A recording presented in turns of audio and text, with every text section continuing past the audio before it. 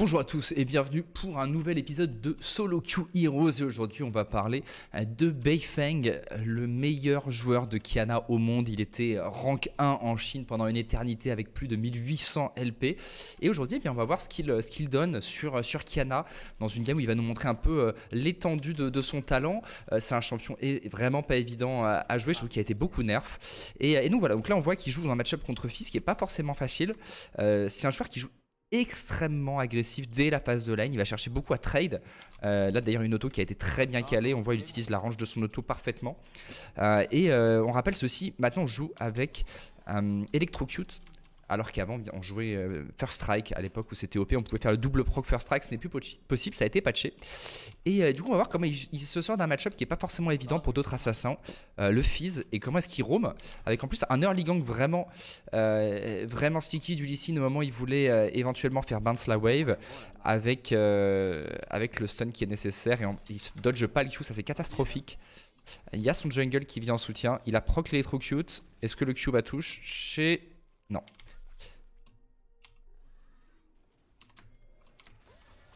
Okay, on utilise le Fufu avec la Talia qui est juste derrière l'Ignite qui a été claqué. Est-ce qu'on prend le kill contre le Lee Sin? Je ne suis pas sûr. Si ça a été récupéré par son jungle.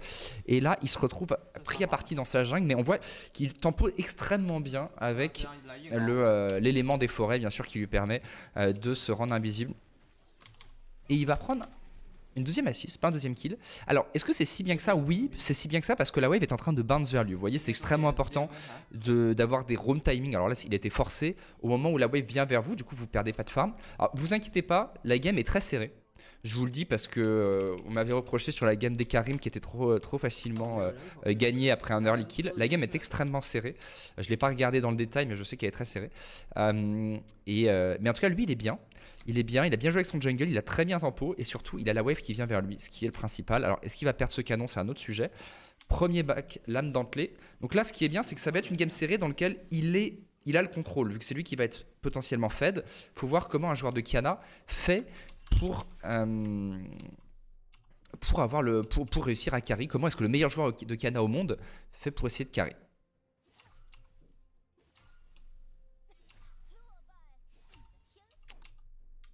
Alors là il a un slow push. Il a un slow push, si on regarde un petit peu bot, ça slow push vers lui. Ok, il trade à l'auto, il estime qu'il a plus de dégâts à l'auto, ce qui est normal. On proc le Thunderlord, le Q qui est disponible et on touche. Easy. Et ça c'est quelque chose, j'ai regardé pas mal de ces games. Vraiment, il utilise à fond le fait qu'il ait une auto très forte avec Qiyana pour surprendre ses adversaires en lane, leur jump in dessus, juste les autos jusqu'à la mort très tôt dans la game. Et du coup 1-0-2 pour lui. Et moi je suis très curieux de voir comment il va. Alors, regardez, si on regarde la condition de victoire, top il y a un Asus, champion assez naze mais qui peut scale. Et bot il y a un Draven Thresh contre Yuumi Sivir, ce qui est un match-up. Il a besoin de snowball de son côté, mais s'il snowball pas avec Draven et Thresh, eh bien les Sivir Yuumi va les outscale assez monstrueusement. On va voir ce que ça va donner. Regardez, on voit un gang bot side déjà du Lee Sin. Alors est-ce qu'on va réussir à bouger? On remarque qu'il prend pas de bot. Il prend pas de bot pour l'instant. Il va être un petit peu lent sur la carte. Donc je pense qu'il veut jouer vraiment pour la lane. La wave est encore une fois en train de bounce vers lui. On va voir le respawn du premier camp dans 1 minute 30. Ça c'est quelque chose enfin du premier camp, du premier buff dans 1 minute 30. C'est peut-être quelque chose à aller attaquer. Bon bien sûr il parle, mais vous vous doutez bien que mes compétences en chinois ne sont pas folles, pour être tout à fait franc. Et par pas folles, elles sont absolument inexistantes. Alors le Fizz qui a peut-être un roam timing là, mais il n'est pas son 6. Le 6, on l'a sur cette wave, la 9ème normalement. Même si, comme on a eu un gros moment, on a loupé de l'XP, c'est possible qu'il ne l'ait pas. Il va pas l'avoir. Il l'aura sur la 10ème. Et du coup, je sais pas s'il aurait dû hard push cette wave et pas attendre pour la prochaine pour pouvoir roam. Mais en même temps, comme il y a un fight bot, il veut être présent. Et on voit qu'il part directement sur la bot lane. Même s'il n'a pas son 6.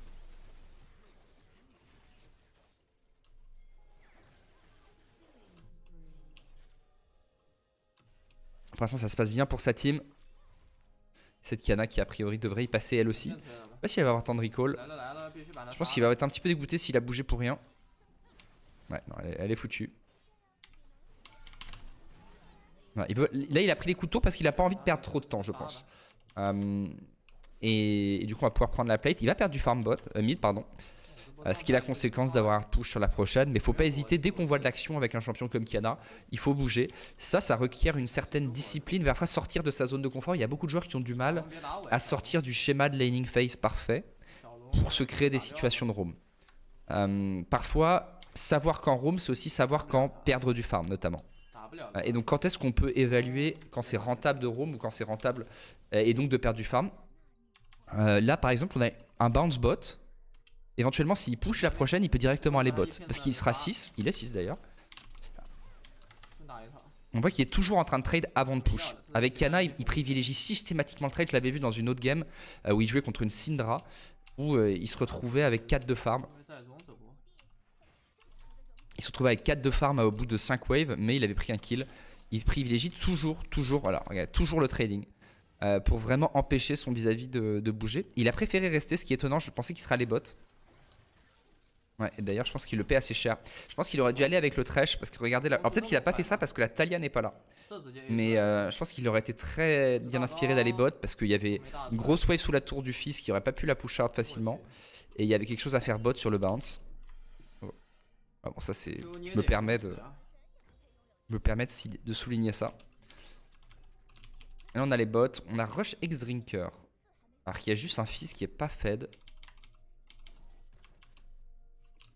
Intéressant. Peut-être qu'il estime que Fizz est celui qui a le plus de chances de le tuer. Après c'est vrai que c'est du point and click, l'assassination point and click. Alors est-ce qu'il la repush? On voit qu'il la push beaucoup, hein. Même si là pour le coup, pour moi il devrait se le push, mais... Ça va, la wave va crash. Faut bien regarder où est la prochaine wave, parce que celle-ci crash avant la prochaine. Du coup ça crée un bounce. Le combo très rapide, hein. QZQ. Là il a pas été très réactif. Et là, du coup il se retrouve à face check. Il n'avait pas été réactif sur le fight dans la jungle, il se retrouve à face check. Le fils a pas de dégâts néanmoins.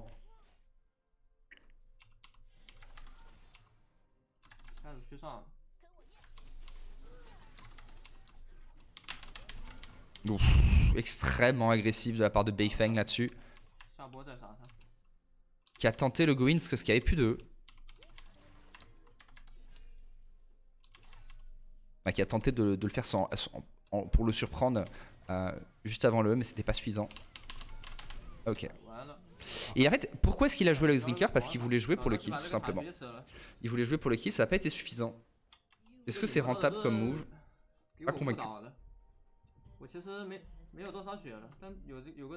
Voilà, vous avez vu le flash E ulti tout à l'heure où il voulait vraiment surprendre le fils qui a été vigilant.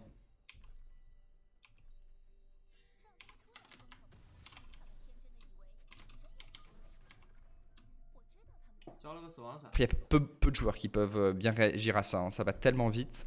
L'avantage de Qiyana, hein, c'est... je sais toujours que le Qiyana est un champion extrêmement fort quand bien joué. Notamment parce que son ulti peut solo-win des games. Ce qui est rare pour un assassin. Solo-win des teamfights. Alors là, il n'y a plus de E. Est-ce qu'il va go-in directement? Non.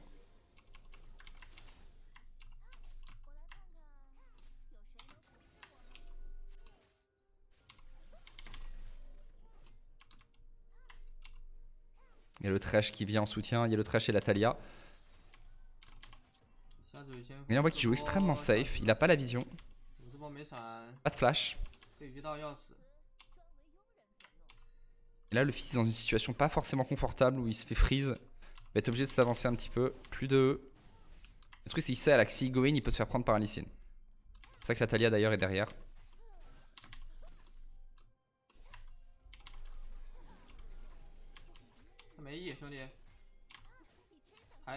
Pas de. C'est bien joué à la Talia qui vraiment joue autour de la Mylène. Est-ce que ça va être suffisant? Ouais. Non, peut-être le Doct. Ouais, le Dot qui prend le kill. Ouais, là, il a regardé une seule seconde, il s'est dit c'est foutu, j'ai rien à prendre, je push ma wave. L'arbitrage se fait vraiment en une demi-seconde. Il faut être capable de vraiment prendre des décisions extrêmement rapides, surtout quand on joue des champions comme ça. C'est beaucoup plus difficile de jouer. Enfin, beaucoup plus difficile. C'est plus rentable, je pense, en solo queue, mais en termes de prise de décision, c'est plus difficile de jouer ce genre de champion qu'une Orianna ou un Victor où tu vas juste farm. Mais du coup, c'est extrêmement rentable parce que tu as beaucoup plus de possibilités sur la carte a priori. Il va hard push alors qu'on perd sa tourelle bot. Donc on voit que le Lee Sin joue très bien hein, depuis le début. Et on voit que la game devrait être très serrée. Sauf qu'il y a une Sivir Yumi en face, un Asus. Mais honnêtement dans cette early game, il a mécaniquement très bien joué mais il a pas non plus cassé la map. Donc ça doit être sûrement en mid game qui fait une grosse différence. On va voir ce qu'il décide de faire.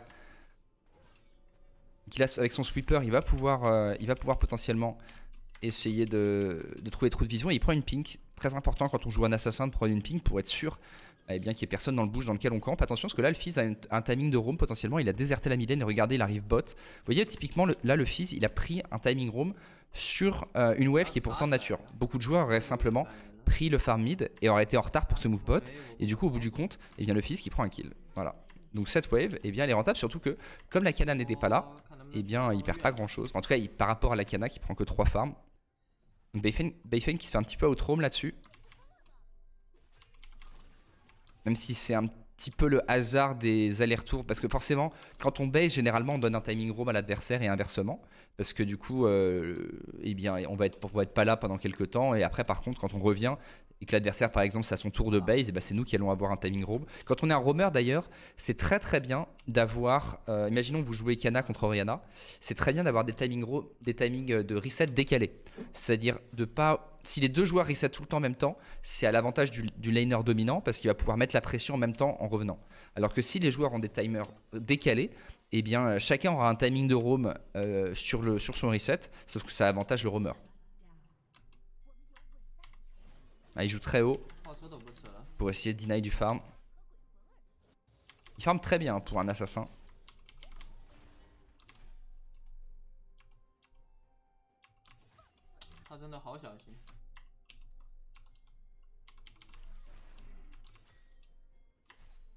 J'ai jamais vu ce skin de Sivir.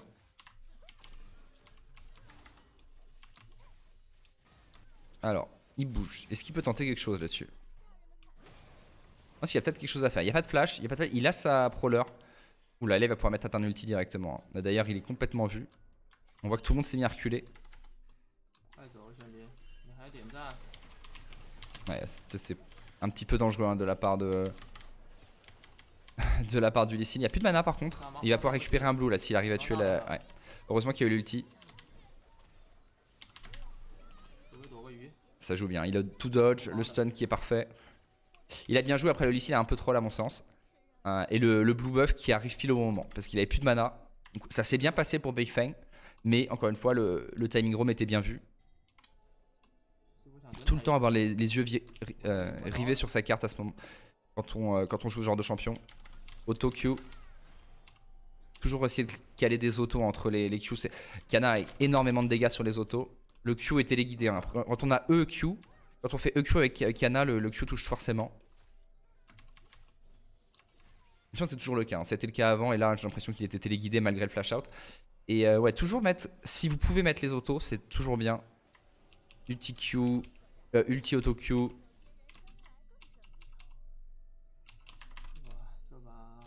On rappelle hein, le passif qui donne un bonus sur les autos quand on change d'élément.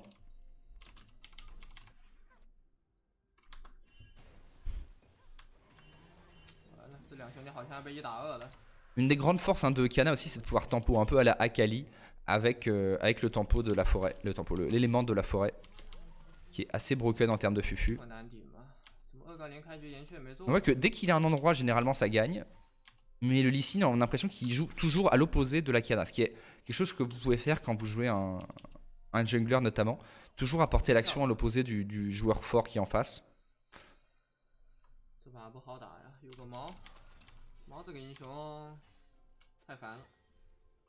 Typiquement si vous jouez contre un Smurf, vous l'avez vu sur Professor, bam. Vous jouez toujours à l'opposé de lui et à un moment ta boîte un Smurf, si t'as un Malzahar en 10-0 en face de toi, il te pressert, t'es mort. J'exagère un peu, hein, ça arrive jamais mais vous voyez à peu près l'idée quoi.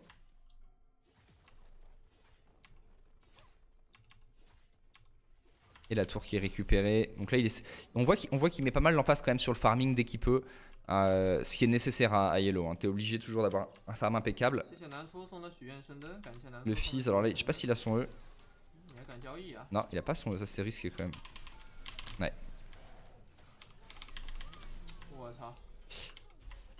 Un petit peu ballsy de la part de Beifeng. Mais il a sauté sur... En fait, il a vu que le Fizz avait plus d'E, il a jump in. Mais il s'est un peu suicidé. Mais on voit qu'en tout cas, cet achat du X-Drinker, ça voulait dire je vais essayer d'aller me feed sur le Fizz. Et du coup, depuis qu'il a acheté son X-Drinker, eh bien, sur chaque timing où le Fizz n'a pas d'E, on jump in.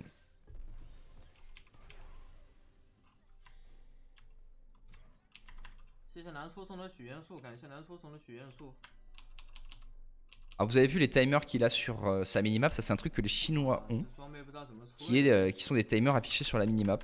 Je crois qu'il y avait un truc avec les petits camps aussi, je suis pas sûr. Je crois qu'ils l'ont aussi.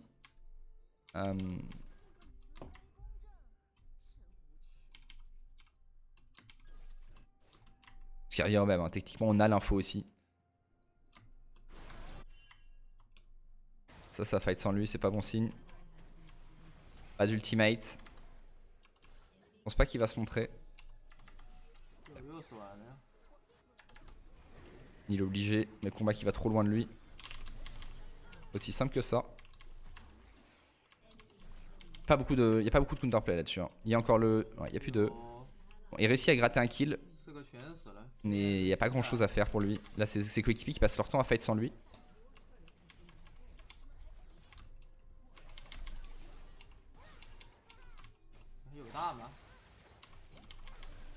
Ah, il a un ultimate, mais je pense que le waste là c'est un peu dangereux. À moins éventuellement qu'ils aillent sur la prochaine tour. Voilà, il essaie toujours de tempo avec son fufu, mais. Là, il va falloir qu'il trouve une fenêtre de tir où ça peut jouer. Le Atrox qui est en 0-3-0 contre un Nasus, c'est un petit peu la déception quand même, parce que c'est peut-être un des champions les plus OP du patch actuel. Et Nasus qui est quand même un non-champion.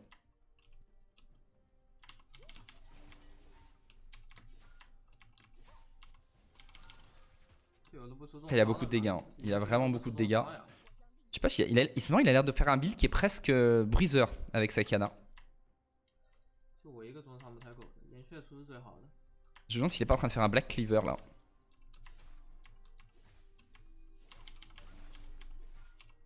Ce qui voudrait dire des teamfights plus longs. On va prendre plus notre temps. Et avec de l'anti-heal très tôt aussi. C'est une Kana utilitaire. Après, il est tellement devant aussi qu'il a suffisamment de dégâts quoi qu'il arrive.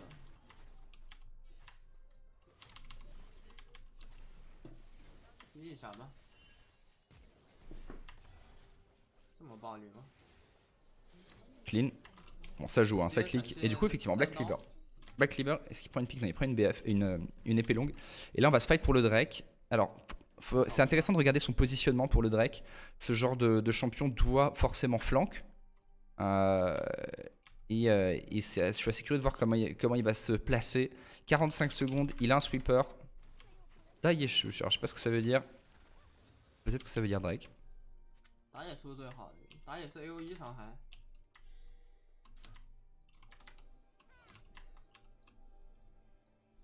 Il reste pas dans le bush. Il va directement sur le Fizz. C'est un peu risqué parce qu'il sait pas s'il y a quelqu'un. C'est très le Fizz qui a le Fizz qui a trouvé un fish à l'aveugle.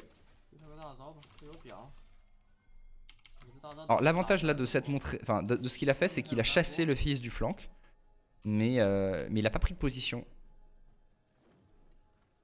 On contrôle la river du côté du red side.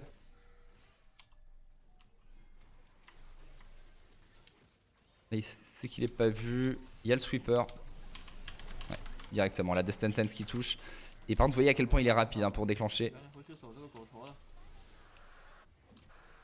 Dash ultimate directement.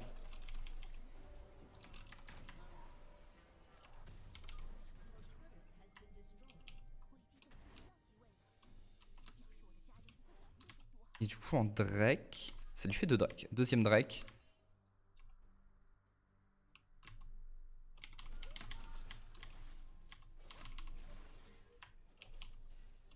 Il avait fait aussi sa prowler, hein, tout ça, juste avant. On va ouvrir mid-top, là ça va être l'occasion de jouer pour le Nash a priori, le Atrox qui est bien derrière mais qui tempo un petit peu. Ouais, Nasus qui ne sert à... Enfin, pour moi c'est vraiment un champion qui n'existe pas, hein. C'est un golem. Et chase, alors la map est un carré certes mais là c'est soit quand même un gros carré. Et il est un petit peu trop loin et directement il va pas perdre son temps sur un mauvais chase.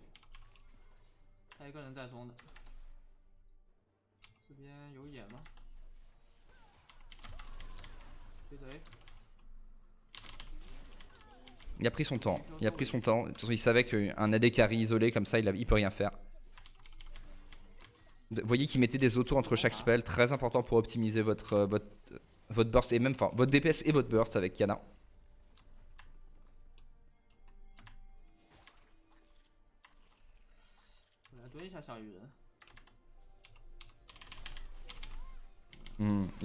Il prend un peu le fils pour un bouffon. Hein.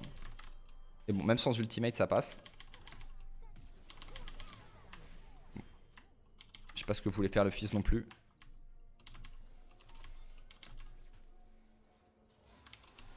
Et ça, c'est assez smart. Hein. Ce qui fait quand vous jouez Assassin et que votre team est en train de faire le Nash, c'est assez inutile d'aller faire le Nash avec eux en général. Pourquoi? C'est que vous avez assez peu de DPS. Par contre, vous pouvez bloquer des joueurs qui veulent aller faire le Nash. Les dégâts qu'il met. Vous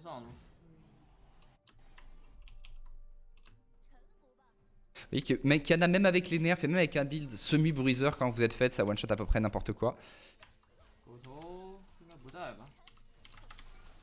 La CDR extrêmement forte sur Kiana aussi, parce que vous pouvez déjà spam les invisibilités, ce qui permet de tempo énormément, presque plus qu'une Akali.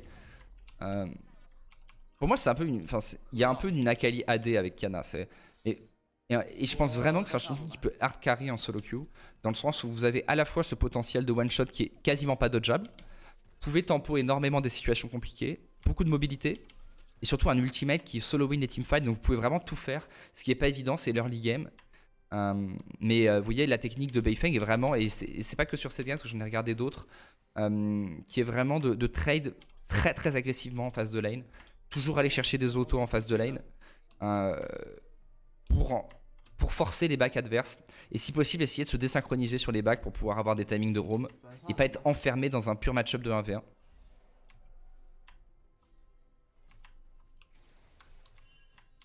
voyez qu'il a vraiment une façon de jouer de prédateur. Hein. Il joue dès qu'il est devant, il va jouer agressivement dans la jungle. Et il perd pas une seule seconde à sauver des coéquipiers qui sont en train de faire un play de merde. Bam, il va top. Il prend des ressources dans la jungle. Il ne s'intéresse qu'à des fights qui sont gagnants. C'est une sorte un petit peu, c'est un peu comme un assassin comme ça, c'est un peu comme une hyène. C'est-à-dire que vous allez, un charognard si vous voulez, vous allez vous nourrir uniquement là où c'est sûr qu'il y a quelque chose à manger. Parce que venir pour potentiellement rien manger, il n'y a rien de pire pour un assassin. Et vous voyez qu'il regarde à chaque instant hein, pour voir s'il peut se permettre de... Et là il sent qu'il y a il vient de sentir l'odeur du sang. Et là il a commencé à bouger. Il a vu des gens en fuite. Là il vient commencer à bouger. Et vous avez vu la rapidité avec laquelle il évalue les situations de fight. Hein. C'est vraiment un petit regard. On rappelle, vous pouvez appuyer sur F1, F2, F3, etc. pour instantanément voir la caméra de vos alliés. C'est ce qu'il fait, il me semble.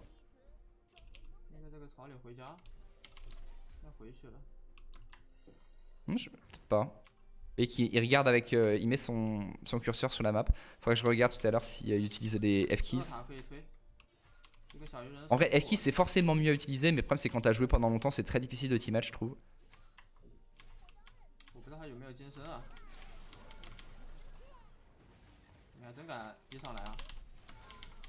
L'avantage de ce X-Drinker, vraiment, c'est que le fils ne peut plus le jouer. Il peut juste plus le jouer.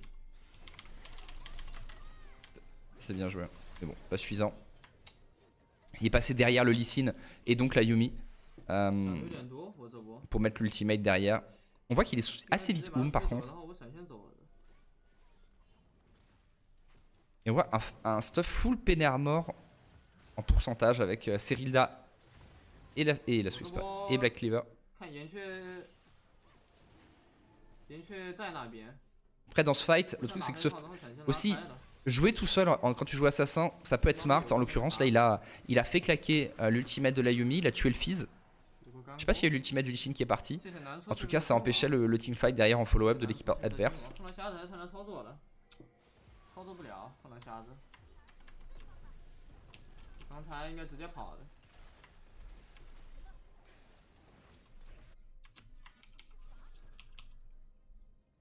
Il a pas assez de gold pour dépenser à 1800 gold, ça fait mal. On va extrêmement faible, 3 items à 26 minutes, 1800 gold en poche.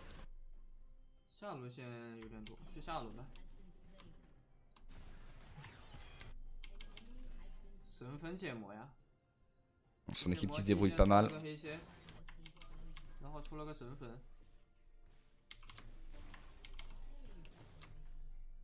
Et son Aatrox est un champion broken à l'heure actuelle, hein, je pense. Et qui revient dans la game en étant en 0-3-0. À l'aise. 3-3-6 maintenant.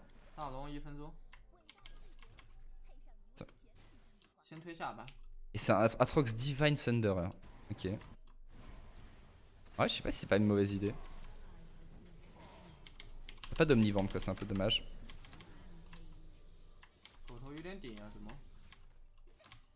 Faudrait que j'essaie le Aatrox Divine Thunderer. Oulala. La Sivir qui est bien contente d'être sous sa tour. Je sais pas s'il aurait pu la one shot, mais il sait pas ce qu'il y a derrière. Et il y a le Lee Sin. C'est Lee Sin aussi qui a un gros problème pour l'instant. Et le Drake qui a pas été fait. On privilégie vraiment les kills en LPL. Enfin, LPL. En super serveur. Parce que là, bien sûr, on est sur le super serveur. Hein, je l'ai pas mentionné. Mais c'est un joueur qui avait 1800 LP sur le super serveur. Super serveur chinois qui est un serveur où il y a uniquement les meilleurs de Chine qui vont dessus.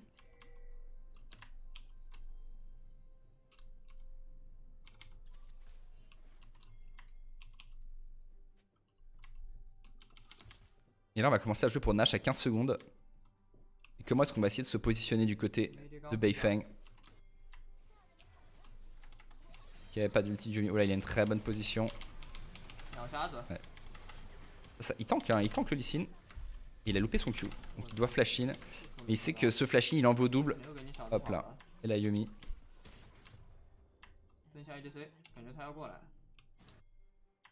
Et encore une fois, vous voyez, sur un objectif, il va jamais sur l'objectif. Il est en train de... Il est à la pêche, tout simplement. Il est à la pêche au squishy. Parce qu'il va pas forcément augmenter le DPS sur le Nash de beaucoup. Par contre, il peut attraper quelqu'un qui va pas se méfier. Ou même gagner du temps pour son équipe qui est en train de faire le Nash. Toujours quelque chose d'intéressant à faire quand vous jouez un assassin. Une Leblanc par exemple.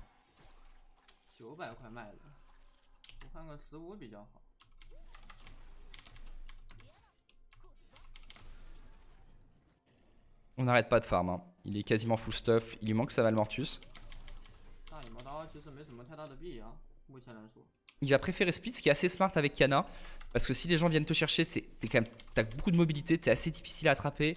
Tu peux en one shot 1 et faire un 1 pour 1 quand les gens viennent à plusieurs te catch, c'est pas mal. Et sinon tu mets le buff Nash parce que si tu groupes avec un assassin généralement, tu vas apporter assez peu dans les sessions de siège parce que t'es pas un poker, t'as pas de range. Alors que là t'es bien. Là par exemple le Fizz, alors il n'y a pas le Malmortus encore mais le X-Drinker est quasiment suffisant, il a 3 levels d'avance. D'ailleurs il joue extrêmement agressif encore une fois. Et il back parce que tous ses alliés ont back. Donc tu peux mettre de la pression avec un assassin mais... il vend son Adritan pour une Death Dance, donc un stuff vraiment bien bruiser. 3300 PV avec Sakana. Intéressant, je savais pas que... Ouais, c'est vraiment un build étonnant. Moi je suis pas un expert de Kana, je découvre aussi un peu en même temps que vous. Mais vous voyez le build, c'est plus vraiment un build full assassin. On est sur un build bruiser et pas mal de CDR. Assez tanky finalement. Parce que beaucoup de PV, de l'armor. Et assez utilitaire. Donc voilà, on va beaucoup jouer sur la survivabilité de Kana, son burst bien entendu. Mais on est un peu à cheval entre le bruiser et l'assassin. Alors bien sûr là il est très faible donc il fait un petit peu les deux. Mais dans une game normale, on va être peut-être plus bruiser. Après il faut bien voir, qu'il a sa prowler qui donne énormément de létalité sur tous ses autres items.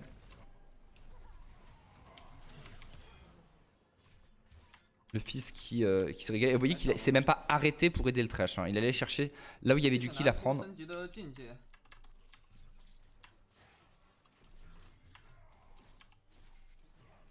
Ah. N'est pas Keria qui veut. C'était le Keria de Wish. Toujours affiche dans les bouches. Hop, bam. Vous voyez la rapidité à laquelle il déclenche, c'est-à-dire qu'il utilise son EQ vers un élément de la forêt et en fait il scout de manière agressive pour aller prendre l'information. Et si jamais il voit une opportunité, bam, son ZQ pardon, derrière c'est E-ulti.